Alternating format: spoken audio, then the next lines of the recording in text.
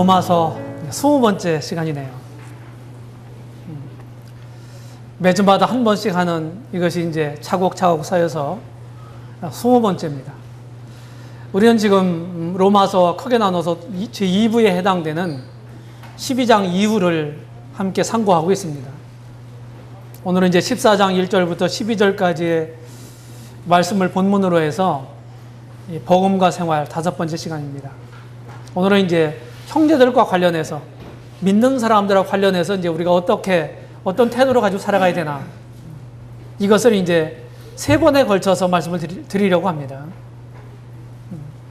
믿는 사람들 관련된 첫 번째죠. 형제 1번입니다. 오늘 본문의 이제 주제는 형제 자매들 간에 비판하지 말고 그리스도의 사랑으로 서로 용납하라 이런 가르침입니다. 여기에서 다루고 있는 문제는 사실은 사소한 문제예요. 중대한 문제가 아니라고 하는 것입니다. 이래도 되고 저래도 될 수 있는 문제예요. 그럼에도 불구하고 우리 각자의 믿음의 분량에 따라서 다르게 생각한다는 것입니다. 이럴 수 있고 저럴 수 있는 문제에 국한해서 다른 사람들의 의견을 존중하고 서로에게 덕이 되도록 해라. 비판하지 말고 없이 여기지 말고 그렇게 해라. 이런 가르침이거든요.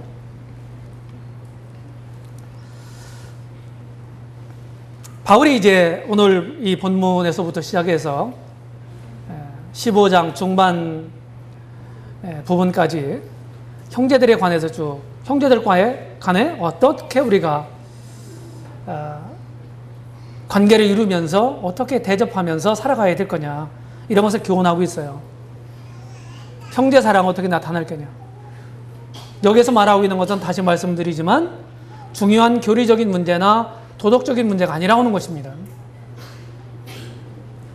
이럴 수도 있고 저럴 수도 있는 문제라는 거예요. 그래서 사소한 것들로 서로 비판하지 말고 판단하지 마라.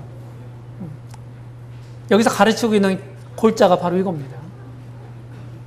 우리는 별로 중요하지 않은 문제에 대해서 목숨을 걸죠. 그렇죠? 서로 그래서 불화하고 나뉘고 윈수지간이 되고 그렇게 하지 말라는 거예요. 그리스도인들은 믿는 사람들은 이 과거에 얽매였던 것으로부터 온전히 해방된 자유로운 사람들이에요. 성경이 그렇게 말하고 있습니다. 그래서 인간적으로나 신앙적 연약으로 인해서 하는 행함, 인간적으로 연약하고 신앙적으로 연약하면 어떻게 되겠어요? 성숙한 사람답지 못한 태도를 보일 거고 그런 행동을 하게 될 거예요. 그런 것들이 그렇지 않은 사람들에게 어떻게 됩니까? 거스르게 되는 거죠. 이제 그런 것들이 있다 할지라도 그리스도의 사랑으로 용납하고 서로 받으라 이렇게 지금 가르치고 있는 것입니다. 오늘은 크게 3가지 대제를 가지고 말씀드리려 합니다. 신앙생활의 기초를 먼저 생각해보고 그리고 신앙생활의 목적을 생각해 보겠습니다.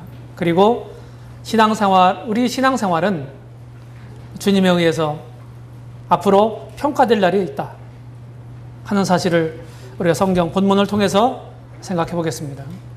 첫 번째 단락에서 신앙생활의 기초. 아까도 이제 말씀드린 것처럼 로마서 15장, 오늘 본문은 아닌데요. 앞으로 우리가 상고할 본문인데 크게 넓게 보게 될 때 이건 큰 단락으로 이제 사실은 15장 전반 부분까지 한 단락입니다. 14장서부터. 본문이 많기 때문에 그걸 3시간으로 나누어서 상고하겠다고는 말이죠. 여기 보면은 15장 7절에 보게 되면 그리스도께서 우리를 받아 그리스도께서 나를 받아 하나님께 영광을 돌리신 같이 너희도 서로 받으라. 이렇게 가르치고 있는 거예요. 주님이 받은 사람이 누굴까요? 주님이 받은 사람이 누구예요? 구원받은 사람이에요. 구원받은 사람. 구원받은 사람을 서로 받으라고 하는 거예요. 다시 말하면 우리가 어떤 사람들하고 교제할 거냐 이런 중요한 영접의 문제를 결정하는 데 있어서 중요한 단초가 뭐냐면 그리스도의 생명이 있느냐 없느냐, 거듭났냐 안 나느냐, 여기 있다고 하는 거예요. 그렇다고 한다면 아무리 신앙이 연약하다 할지라도 그는 형제이기 때문에 그리스도의 너그러운 사랑으로 용납하라고 가르치는 거예요. 우리가 구원받지 않은 사람하고 믿음 안의 교제를 나눌 수 없습니다. 왜냐하면 그들은 영적인 사람들이 아니고 믿음 안에 있는 사람들이 아니기 때문에, 성령 안에 있는 사람들이 아니기 때문에 교통이 불가능한 거예요. 그건 원천적으로 그건 불가능합니다.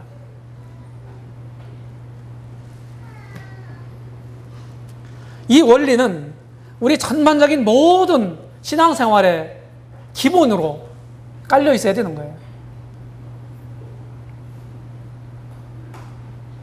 예를 들어서 복음을 가지고 있는 사람들이, 그런 이 메신저들이 와서 크게 복음 집회를 한다.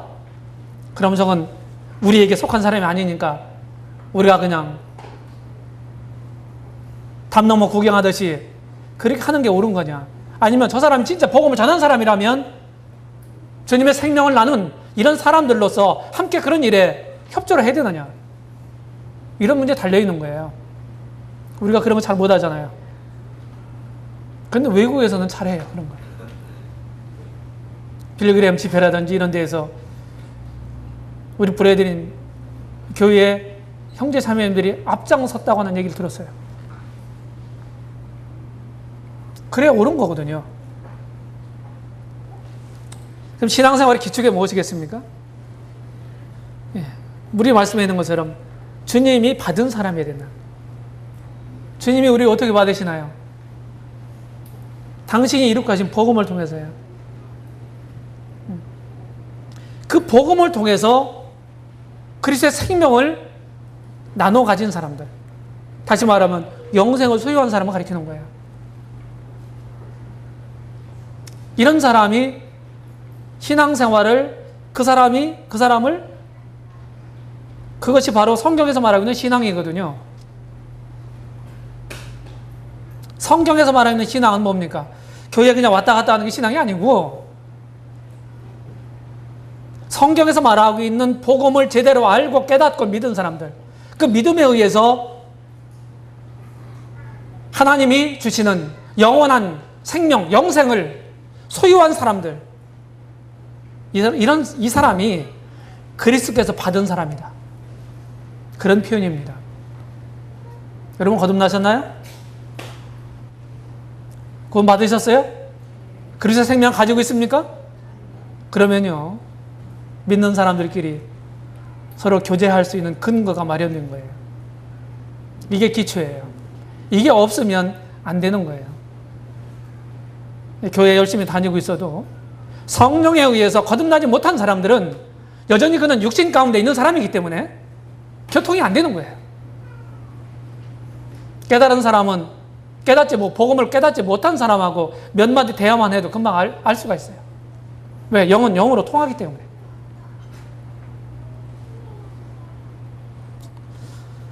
그 다음에 그리스도의 사랑을 나타내는 사람이 돼요. 서로 우리가 신앙생활 하려면 어떻게 됩니까? 내가 다른 사람들로부터 용납을 받아야 됩니다. 그 다음에 나도 다른 사람들을 용납해야 합니다. 일방적이지 않은 거예요. 그래서 여기서 뭐라고 그랬어요? 서로라고 그랬어요. 서로.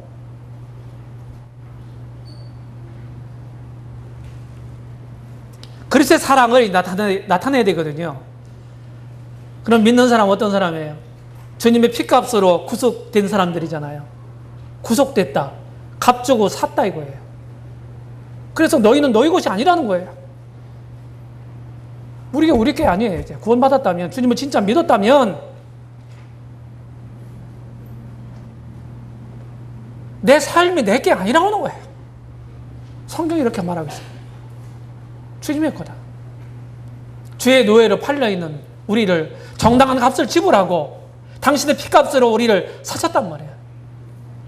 그래서 자신의 소유로 삼으신 거예요. 주님의 소유가 됐을 뿐만 아니라 주님의 마음을 소유해야 되잖아요. 우리는 계속해서 주님 마음을 닮아가야 합니다. 배워야 돼요. 우리도 우리 생각에, 우리 아집에 사로잡혀 있을 수 있어요. 믿는 사람이랄지라도.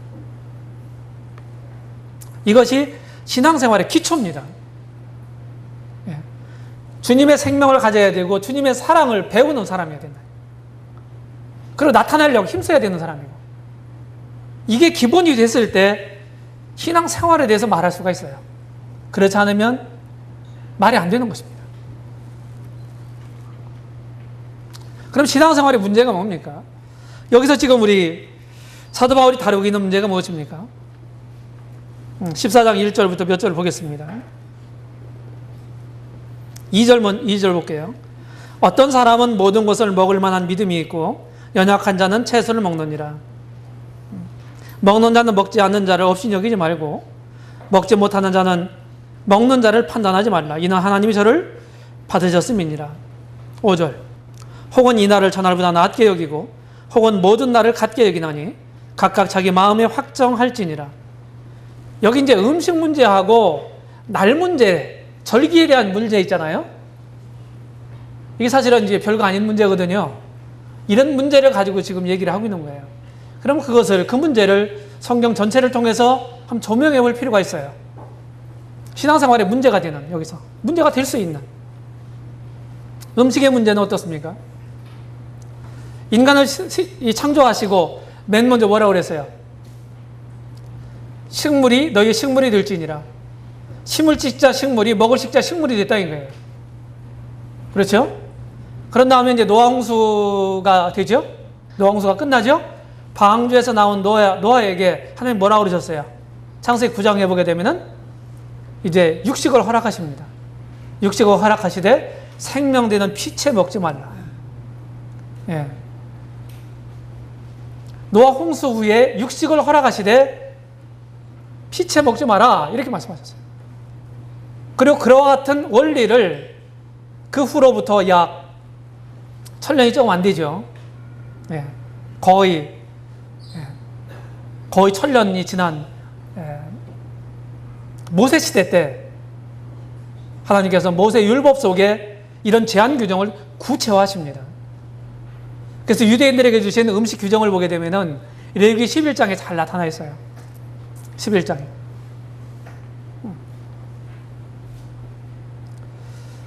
이 제한 규정을 구체화하십니다.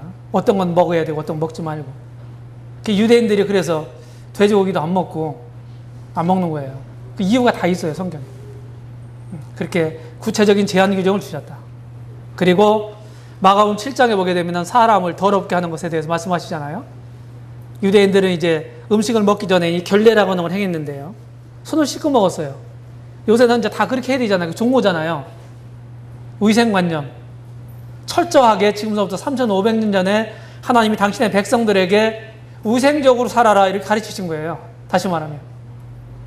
뭐 먹을 때 손 씻고 먹으라는 거예요. 이 손바닥 안에 세균이 득실거린다는 거 알고 계시죠? 우리 눈이 그거 보이면 이걸로 못 집어 먹습니다. 안 보이게 하신 거예요. 감사하시기 바랍니다. 우리 주님이 원론적으로 제한을 무력화하셨어요. 사람이 입으로 들어가는 게 사람을 더럽게 하는 게 아니라는 거예요. 그리고 사도행전 15장에 보게 되면 초대교회 때 이방인 세계에서 믿은 사람들 가운데 문제가 생겼어요. 율법의 문제. 사도 바울이 은혜의 복음을 전했는데 거기에서 유대로부터 내려온 그 율법 교사들이 야 믿음만 갖고 안 돼. 모세 율법을 지켜야 돼. 이 어린 신자들에게 이걸 가르친 거예요. 그냥 헷갈릴 거 아니겠어요? 그렇죠? 그런 일들이 실제로 있었어요. 그래서 사도행전 15장에 보게 되면 예루살렘에 사도들과 장로들, 리더들의 회합이 있습니다. 거기서 이제 이런 분명한 어떤 지침들을 분별을 해서 정해서 이방인 형제들에게 이제 지침을 하달을 하죠. 그것이 사도행전 15장에 잘 기록되어 있어요. 거기에 보게 되면은 부분적으로 제한을 확인했습니다. 여기에 보면 뭐라고 그랬어요? 목매에 죽인 것과 우상 제물과 피채 먹기 말지니라. 그러면 이게 교회가 시작된 이래로 이와 같은 말씀을 했는데 사실은 교회가 교리적으로나 여러 가지 제도적으로 확립될 때까지는 훨씬 세월이 더 흘러야 했습니다. 그래서 사도행전도 사도행 2장부터 교회가 시작된 이래로 됐지만은요, 기록되어 있지만은 그때도 교리적으로는 어떻게 됩니까? 과도기적인 시대입니다. 그런 점들을 우리가 성경을 분별하는 데 있어서 반드시 참고를 해야 합니다. 그리고 서신서에서는 하나님이 지으신 모든 것이 선함에 버릴 거리가 없다고 말씀하고 있어요. 먹는 문제가 왈가왈부 하지 말아요. 다 선하다. 그 다음에 나라의 문제. 출애굽기 20장 이제 십계명에 보게 되면은 안식일 준수를 십계명에서 명하셨죠. 그렇죠? 그리고 레위기 23장에 보게 되면은 안식일로부터 시작을 해서 7절기, 여호와의 절기를 하나님이 친히 제정하십니다. 6월절로부터 시작해서 천막절까지. 그리고 마가복음 2장에 보게 되면 우리 주님이 특별히 안식일에 대해서 그 의미에 대해서 강조하세요. 형식적으로 이 안식일의 날을 지키는 것, 그것도 중요하지만 안식일이 의미하는 그 의미가 더 중요하다. 지금 이렇게 말씀하셨어요. 그래서 안식일의 주인은 누구라고 그랬어요? 인자는 안식일의 너 주인이니라. 안식일은 참된 쉼을 의미하는 거예요. 하나님께서 우리 인생들에게 그리고 모든 우양들에게 만물에게 참된 안식을 제공하시는 분이다. 이것이 안식일 속에 들어있는 의미인 것입니다.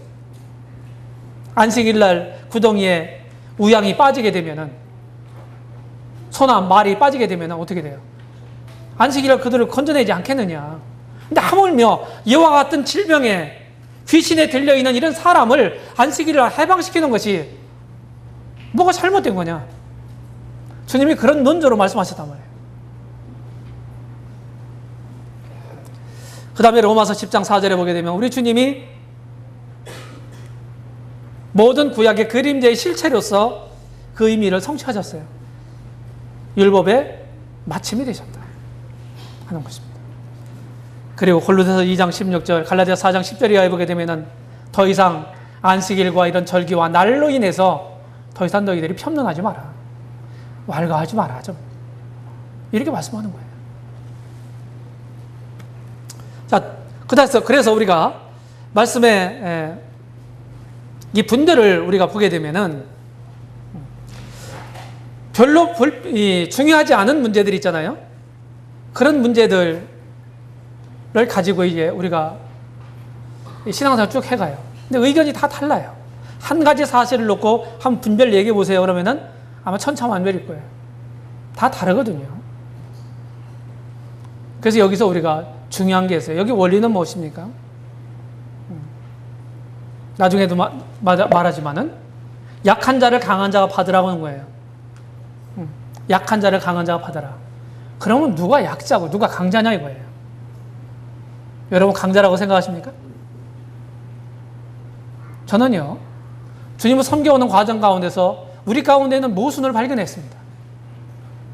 내 속에 있는 모순, 그리고 여러분들 속에도 있을 수 있는 모순을 발견했어요. 그게 뭡니까? 어떤 중요한 일들을 우리가 결정하고 내 분별과 내 생각을 표현하고 이럴 때는요, 강한 자, 누구나 강한 자처럼 성숙한 사람처럼 태도를 취한다는 거예요.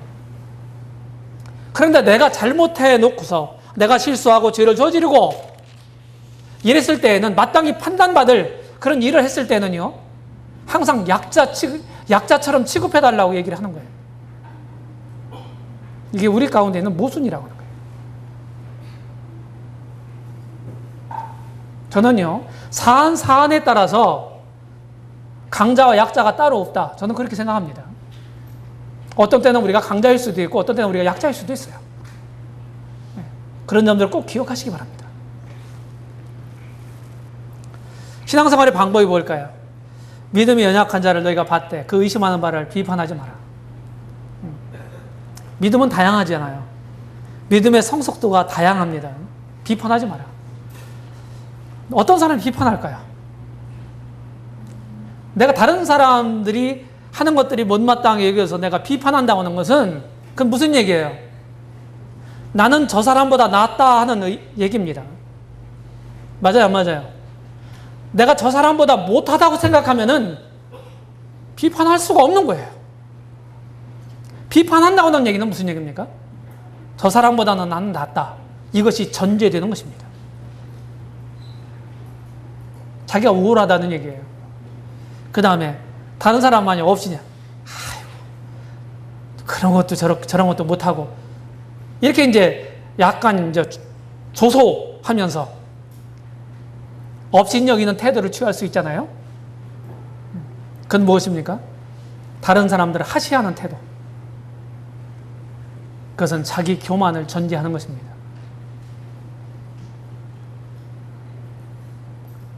누가 다른 사람보다 낫다고 생각합니까? 성숙한 사람은 그렇게 생각하지 않죠. 주님 닮은 사람은 그렇게 생각하지 않아요. 다 문제가 있는 거예요. 성경은 결코 비판하라고 말씀하지 않아요. 그런 데 있어 한번 찾아보세요. 그 다음에 믿음의 주가 계신 것을 우리가 알고 서로 용납해야 된다는 거예요. 여기 지금 뭐라고 말씀합니까? 4절에 보게 되면 남의 하인을 판단하는 너희는 누구냐? 우리는 누구에게 속해 있어요? 누구에게? 주님께 속해 있어요. 정확하게 말하면 우리는 자유하는 종입니다. 얽매인 게 아니에요. 사랑을 인하여 우리 스스로 주님이 종이 된 거예요.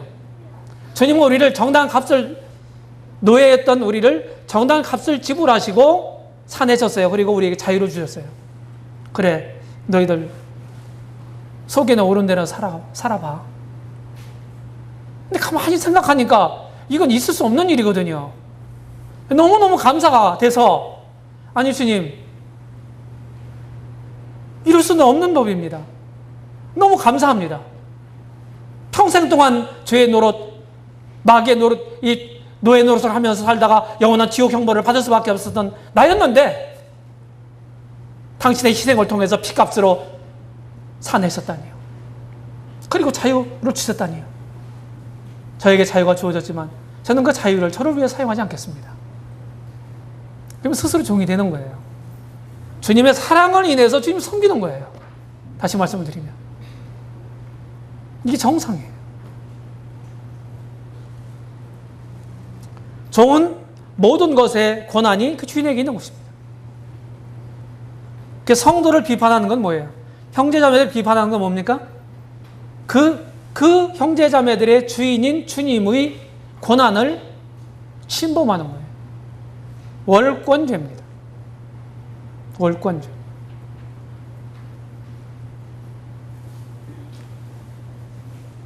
비판하고 권고하고 뭐가 다를까요? 비판은 그냥 나쁜 것만 지적하고 끝내는 거예요. 주님만이 권고해야 되죠. 잘못한 걸 지적하고 저가 잘 세워지도록 바르게 분별하고 바르게 행할 수 있도록 그렇게 하는 거하고는 차이가 있는 거예요. 비판하라고 하는 말을, 판단하지 말라고 하는 말을 오해하지 마시기 바랍니다. 이것은 누가 할 일이에요? 비판해야 할 사람들에게 하시는 말씀이에요. 비판할 치사를 한 사람들은 주장할 권리가 없어요. 잘못해놓고서 비판받을 일을 하고서 나 비판하지 마세요. 성경 어디 있어요? 그게 모순인 거예요. 항상 자기 유리한 대로만 이렇게 생각하고 말씀을 적용하는 거 아주 비열한 행동입니다. 그래서 우리는 다른 사람들의 사랑 가운데서 용납해야 하는 것입니다. 두 번째는요, 신앙생활의 목적이 있어요. 우리가 살아도 주를 위하여 죽고 죽어도 주를 위하여 죽는다. 그러므로 사나 죽으나 우리가 주의 것이로다. 14장 8절에서 말씀하고 있는 대로입니다. 자기를 위해서 사는 자가 없어요. 믿는 사람은 자기를 위해 사는 사람이 아니에요. 오직 주를 위해서 하나님께 감사함으로 사는 것입니다. 그것이 구원받은 사람, 거듭난 사람의 특징이에요. 또 하나는 목적도 순수합니다. 우리가 주님 밖에 있을 때 누구를 위해 살았나요? 전부 자기 이익을 위해 삽니다. 맞죠? 자기 이익을 위해서. 우리 중에 누구든지 그랬어요. 진짜 믿는 사람은 예외 조항이 없다는 거예요. 전부 목적이, 주님을 위한 목적이 분명하다는 거예요. 순수하다는 거예요. 그래서 예외는 없지만 순수함은 있는 것입니다. 자기를 위하여 살고 죽지 않는 것입니다. 그래서 믿는 사람들은 주님을 위해서 사는 사람들이에요. 자, 주님이 왜 십자가에 죽으시고 부활하셨나요? 전 성경 연구하면서 두 가지로 요약을 했습니다. 제가 기회 있을 때마다 말씀드리죠. 우리 신앙의 아주 근본적인 문제이기 때문에 자꾸 반복해 말씀드리는 거예요. 예수님이 십자가에 죽으시고 부활하신 이유가 뭡니까? 우리 죄 문제만을 해결하시기 위한 것입니까? 그것뿐입니까? 성경 그렇게 말하고 있지 않아요. 성경 잘 보세요. 먼저 죄 사함을 위한 것입니다. 여기에서 머무르는 게 아니라 한 걸음 더 나아가서 모든 사람들의 주님이 되시기 위함입니다. 주님은 모든 사람을 위해서 죽으시고 곧 부활하셨습니다. 그리고 그 모든 사람들의 주님이 되기를 원하십니다. 복음 목적이 여기까지다. 두 가지다. 저는 이렇게 요약을 한 것입니다. 거듭나셨나요? 한 사람도 없습니까? 주님을 위하고 계십니까? 주님을 위해서 사시나요? 뭐 때문에 그렇게 바쁘게 사십니까? 뭐 때문에? 한번 곰곰이 생각해 보셔야 돼요. 네? 우리가 막 일에 쫓겨서 살 수 있거든요. 일에 파묻혀 살 수 있어요. 네. 근데 뭐 때문에 내가 이렇게 바쁜가? 생각해 보세요. 그래서 재정립을 하시기 바랍니다. 주님에 의해서 사는 사람들이에요. 믿는 사람들은. 성경에 보면은요, 사나 죽으나, 살든지 죽든지, 자든지 깨든지, 거하든지 떠나든지, 때를 얻든지 못 얻든지, 먹든지 마시든지, 주를 위하고 하나님의 영광을 위하는 삶을 사는 것입니다. 세 번째 단락에서 우리 신앙생활은 반드시 평가된다는 거예요. 로마서 14장 10절에 보게 되면은 내가 어찌하여 내 형제를 판단하느냐, 어찌하여 내 형제를 업신여기느냐, 우리가 다 하나님의 심판대 앞에 서리라. 마땅히 알아야 될 지식을 알지 못하는 사람은요, 그런 충분한 지식을 알고 행하는 사람들을 판단할 수 있습니다. 그렇죠. 자기가 무지하기 때문에. 그런데 마땅히 알 지식을 가지고 있는 사람들은 그렇게 하는 사람들을 또 업신여길 수 있습니다. 알지도 못하고 저렇게 한다고. 이렇게 얘기할 수 있는 거예요.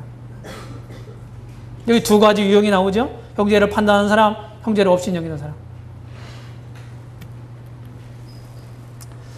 평가는 우리가 이제 이 땅에서 살아가는 동안에, 신앙을 가지고 살아가는 동안에 어떻게, 어떤 태도를 취하고 어떻게 행했느냐, 우리의 언행 심사간에 모든 것들이 다 평가를 받아요. 이런 거 생각하면 두렵지 않습니까? 네? 우리가 순간순간마다 우리가 선택하고 결정하고 행하는 행동들이 이게 장난이 아니구나, 이런 생각 하실 수 있잖아요. 평가한다는 거예요. 성경이 말하고 있어요. 우리가 다 하나님의 심판대 앞에 서리라. 성경은 아주 명료한 어조로 말씀하고 있는 것입니다. 그 대상이 누구예요? 우리가요. 우리는 누군가 여기서? 우리 믿는 사람들인 거예요. 거듭난 사람들. 그리고 다 그랬어요. 다는 뭐예요? 예외가 없습니다 하는 얘기예요.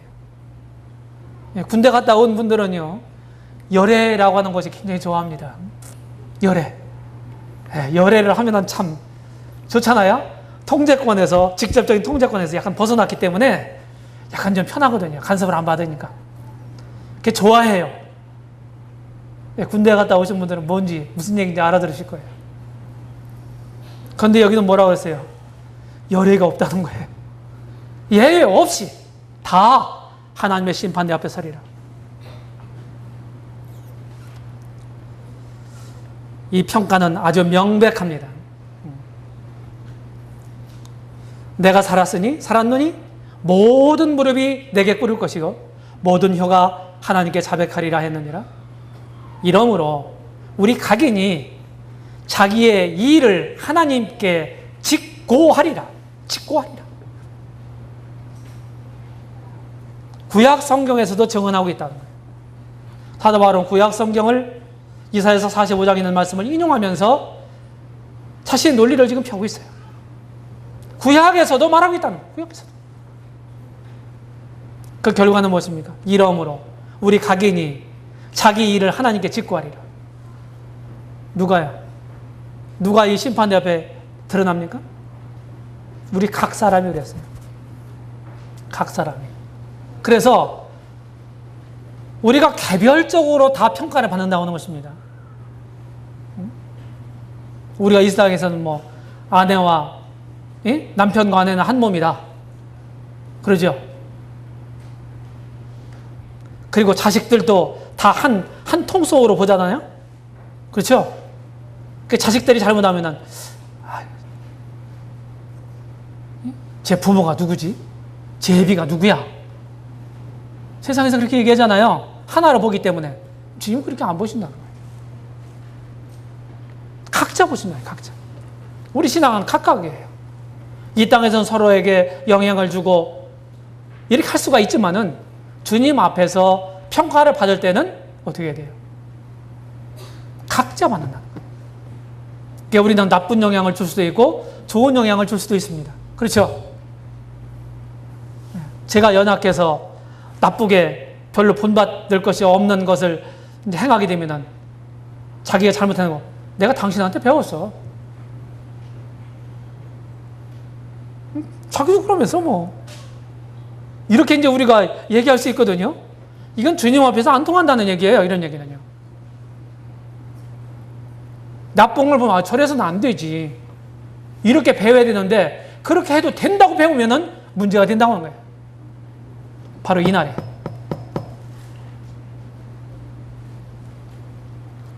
무엇을요? 자기 일을. 자기가 행한 걸 받는 거예요. 우리는 어떻게 형성이 됩니까? 우리 역사는 어떻게 써지나요? 내가 순간순간마다 선택하고 결정한 것에 의해서 우리 역사가 써지는 것입니다. 누가 선택해줬어요? 누가 결정해줬어요? 내 역사는 누가 써줍니까? 내 자신이 쓴다고 하는 거예요. 그래서 하나님, 주님 앞에 섰을 때요, 아무 변명도 못해요. 왜? 내가 그렇게 결정하고 내가 선택한 거니까. 하나님께 직접 구한다. 그럴 날이 있다고 하는 사실이에요. 다른 말씀에서 뭐라고 말씀하십니까? 너희가 두렵고 떨림으로 너희 구원을 이루라고 성경 말하고 있는 것입니다.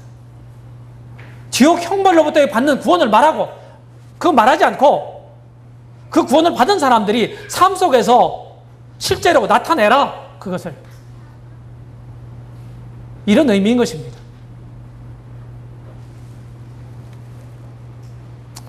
결론을 생각해 보죠. 결론 첫 번째는 우리는 성경을 통해서 올바른 신앙을 가지고 바른 태도를 가져야 합니다. 그렇지 않으면 우리 생각이 기준이 되어서 다른 사람들을 비판하게 됩니다.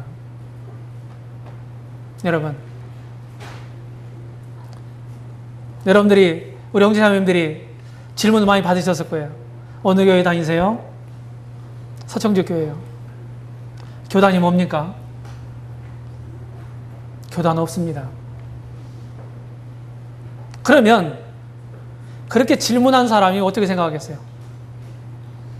참 여기는 참 이상한 데구나. 왜 이상하게 생각했을까요? 이상하게 생각한 그 근거는 어디에 있을까요? 세상 모든 교회들이 다 교단이 있고 교파가 있는데 니들이 왜 없다고 하냐? 이상한 거 아니에요, 그게. 그 판단 기준이 어디에 있는 거예요? 현실에 나타나 있는 교회에 있는 거예요. 그게 기준이 돼서 판단을 하는 거예요. 옳아요, 안 옳아요? 제 말이 틀립니까? 맞습니까? 그런데 우리가 판단한 기준은 뭐가 돼야 되는 거예요? 이 성경이 돼야 되는 거예요. 성경이 돼야 되는 거예요. 그게 맞는 거 아닙니까? 그래서 지금 결론에서 말씀을 드리는 것은 내가 생각하는 생각이 기준이 되어서 되게 되면 다른 사람은 판단하게 된다는 거예요. 그 사람이 말씀대로 행하는 것일지라도 판단의 빌미가 된다는 거. 왜? 그건 기준이 잘못되어 있기 때문에 그런 거예요. 여러분들이 이것을 꼭 기억하시기 바랍니다. 자신의 잘못에 대해서도 면죄부를 스스로 주어서는 안 됩니다. 잘못했으면 잘못한 사람답게 태도를 취하는 게 옳은 거지. 죄인이 법정에 가서 계속해서 항변하고 하나님의 앞에서 그렇게 하는 건 합당한 태도가 아니잖아요. 이런 모든 악으로부터 우리가 돌이키려면 어떻게 해야 됩니까? 하나님 말씀을 통해서 성숙하지 않으면 안 됩니다. 여러분들은 올바른 태도를 가지고 있나요? 다른 사람들을 자신과 다르다고 판단하고 있지는 않습니까? 여러분들이 판단하는 그 기준이 뭡니까? 도대체. 이런 악의 고리를 우리가 끊으려면은 하나님 말씀으로 우리 신앙이 성숙해져야 된다. 성숙해져야 된다. 여러분들의 신앙의 성숙을 위해서 어떤 노력을 기울이고 있나요? 구원받은 게 다가 아니라고 그랬죠. 뭐라고 그랬습니까? 새로운 삶의 출발이요, 시작이라고 말씀드렸어요. 근데 세월이 계속해서 흘러도 여전히 어린아이의 신앙을 가지고 있는 분들이 있어요. 매우 안타깝습니다. 매우 안타까워요. 우리가 그래서는 안 되는 것입니다. 신앙이 미숙하면은요, 항상 다른 사람들에게 폐해를 끼치는 거예요. 신앙이 잘하지 않으면 다른 사람들의 섬김을 받아야 되기 때문에, 그리고 미숙한 사람들이 계속해서 문제를 일으키기 때문에 교회에 누가 되고 다른 사람들에게 폐가 되는 거예요. 그러니까 우리는 신앙이 성숙해야 되는 거예요. 결론 두 번째는 우리는 모든 언행에 대해서 반드시 평가받는다는 사실을 기억해야만 합니다. 어찌하여 내가 내 형제를 비판했느냐? 어찌해서 내 형제를 네가 없이 여기느냐? 이런 질문을 받으실 수 있어요. 그리스도의 심판대. 여기 로마서 14장 10절에서는 그리스도의 심판대라고 말씀하고 있고, 고린도서 5장 10절에서는 그리스도의 심판대라고 말씀하고, 여기는 하나님의 심판대라고 말하고 있죠. 같은 장소를 말하는 것입니다. 이 그리스도의 심판대를 기억하면서 여러분들이 선택하고 결정하시기 바랍니다. 그 다음에 나는 내 마음을 감찰하시는 하나님 앞에서 부끄러움 없이 살아가고자 하는 그런 태도를 가져야 되는 거예요. 사람 눈만 피하면 된다고 생각하잖아요. 교회에서는 그냥 그래, 리더들만 모르면 되지. 그래, 리더들이 무엇인가를 안다고 하는 것을, 아는 것을 굉장히 두려워하는 분들이 있어요. 그건 뭡니까? 그건 어두움에 속한 일이에요. 그 내용이 이 리더들에게 알게 하고자 하지 않는 내용이 있다고 한다면, 알으면 나는 싫다고 생각하는 것이 있다고 한다면 그건 어두움에 속한 일이에요. 여러분 회개하시기 바랍니다. 그런 점들이 있다. 리더들은요, 여러분들을 진짜 돕는 사람들이에요. 엎질러진 물도 쓸어 담는 사람들이라고요. 그런 수고를 여러분들이 안 하게 하시면 좋아요. 정상대로 살아가면은 그런 수고는 필요 없는 거거든요. 잘못해놓고서도, 하나님 앞에 잘못해놓고서도 그냥 유야무야 지나가려고 생각하면 안 되는 것입니다. 그렇게 할수록 여러분들의 영역은 떨어지게 될 거예요. 진짜 나는 주님을 위해서 행하고 있습니까? 진짜 주님을 위하시나요? 주님이 우리를 위해서 죽으시고 부활하신 이유가 여기에 있다고 하는 거예요. 이런 주님을 위해 살아가시기 바랍니다. 그리고 우리는 귀한 사람들이에요. 주님 안에 한 형제 자매라고요. 하나님의 권속이요. 하나님 가족이 됐다. 서로 우애하고. 가족들이 가족이 좋다는 얘기가 뭐예요? 부족이 있어도, 연약이 있어도 감싸 안고 이런 거잖아요. 이게 기본이 돼야 된다는 거예요.